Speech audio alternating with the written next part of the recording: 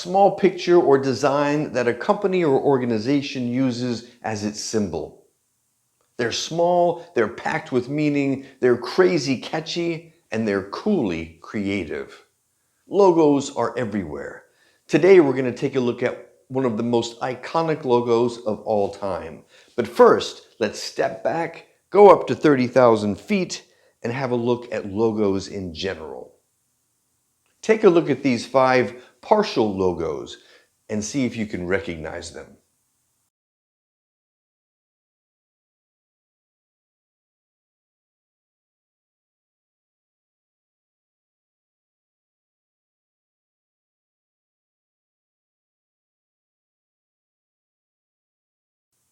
Logos are literally on everything we touch. They influence so many different areas of our lives. They trigger our habits, the good habits, the bad habits, the expensive habits, and the not so expensive habits. They remind us of times in our lives.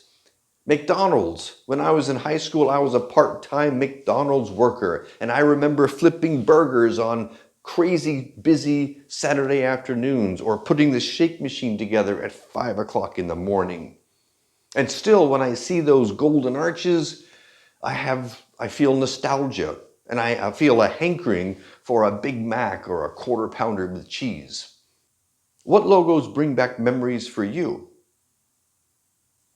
To further illustrate the impact that logos have on our lives, let's take a look at a few fun facts.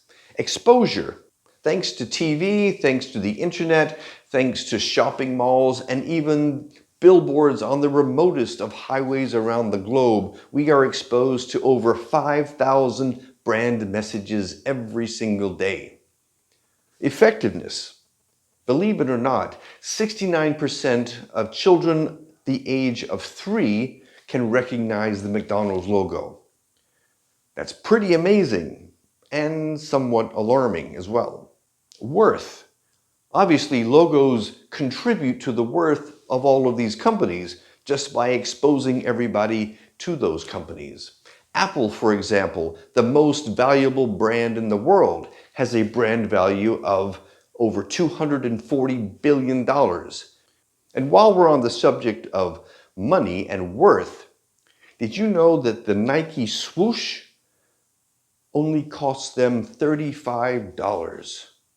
That's pretty amazing.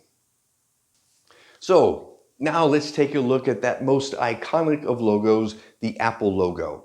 Here is the very first logo that Apple used. And as you can see, it's more like an illustration than the kind of logos that we are used to today. So it wasn't long before Apple decided to make it a bit more simple and straightforward. Now, there are many interpretations of the apple that's used in the logo and that Apple uses as its name, Apple. Some see the apple as representing knowledge, as in the tree of knowledge in the Garden of Eden. And others take it a lot further and say it symbolizes the fall of man, which is kind of cynical and dark.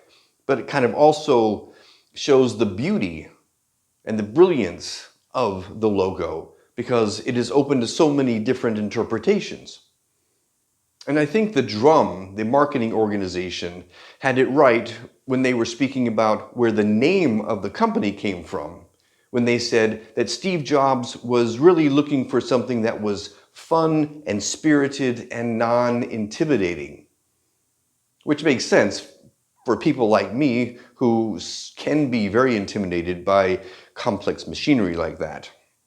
And this fits with Rob Janoff's description of how he came up with the iconic Apple logo.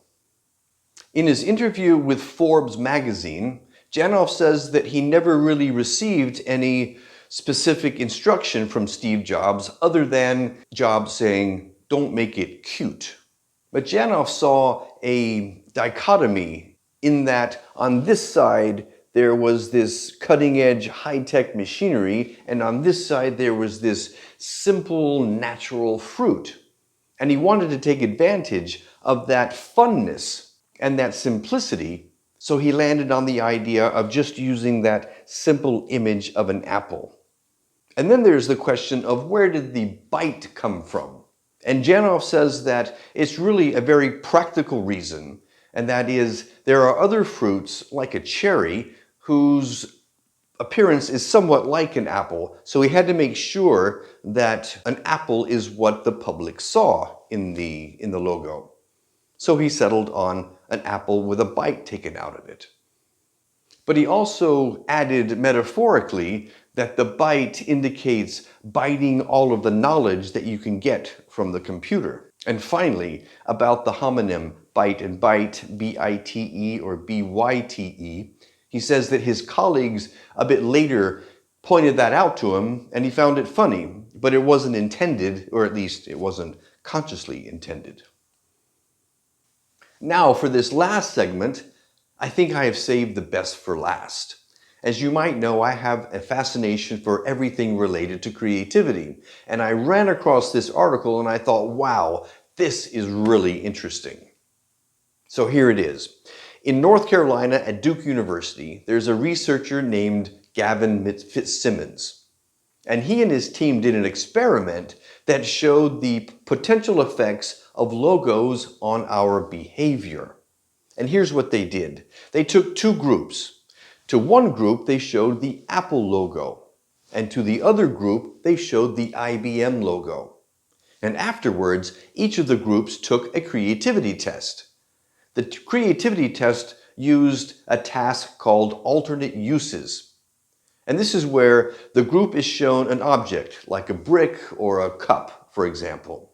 And they're asked to come up with as many different uses for that object as they can. What the researchers found is that the group that was shown the Apple logo scored higher on the creativity test than the group that was shown the IBM logo, and it really wasn't close. There was a 20 to 30% average difference in the scores. Fitzsimmons went on to explain that people have the capability to assume or mirror traits that they see in some kind of meaningful image, in this case, a logo. And most people think of Apple as a creative company, whereas they think of IBM as a more traditional business style computer company. So what does this mean for us? Well, for me, personally, I'm off to the Apple store to pick up the latest MacBook Pro, and maybe when I go home, I'm going to pick up some Apple logo wallpaper so that at night I can become subliminally more creative. Or, back to reality, what does it mean for us? Well, it could mean a few things. Maybe we are more creative than we give ourselves credit for. Maybe our creativity is just tucked away somewhere waiting to be unleashed. Because I really think we don't have an appreciation of how naturally creative we are. And we all are naturally creative. Whether it takes something as simple as a logo stimulus to bring out that creativity, or whether it takes an educational program or some kind of intentional learning to become more creative. Or maybe it's a little bit of both. I'll leave it up to you. But right now, this is a very meaningful piece of fruit. Natural, simple, fun. Does that look familiar? I'm off to the Apple store. See you later.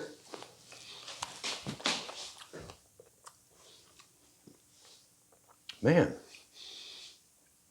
that is delicious. An apple a day, as they say. Have a great day.